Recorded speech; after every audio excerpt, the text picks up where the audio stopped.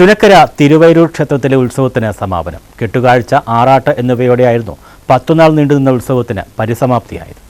ക്ഷേത്രവുമായി ബന്ധപ്പെട്ട തെക്കുമുറി, കരിമുളയ്ക്കൽ, കോമല്ലൂർ, നടുവിലേമുറി, വടക്കുമുറി, കിഴക്കുമുറി കരകളിൽ നിന്നാണ് കെട്ടുകാഴ്ചകൾ ക്ഷേത്രത്തിലേക്ക് കൊണ്ടുവന്നത്.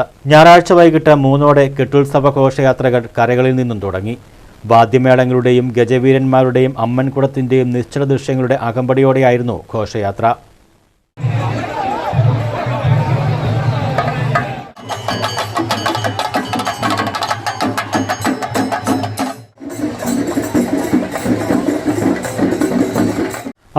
കെട്ടുത്സവങ്ങൾ ക്ഷേത്രത്തിന് തെക്കുഭാഗത്തുള്ള കളിക്കണ്ടത്തിൽ നിരത്തി. കുട്ടികൾ കൊണ്ടുവന്ന ചെറുകെട്ടുകാഴ്ചകളും നേർച്ച കെട്ടുകാഴ്ചകളും ഉത്സവത്തിന് മാറ്റുകൂട്ടി.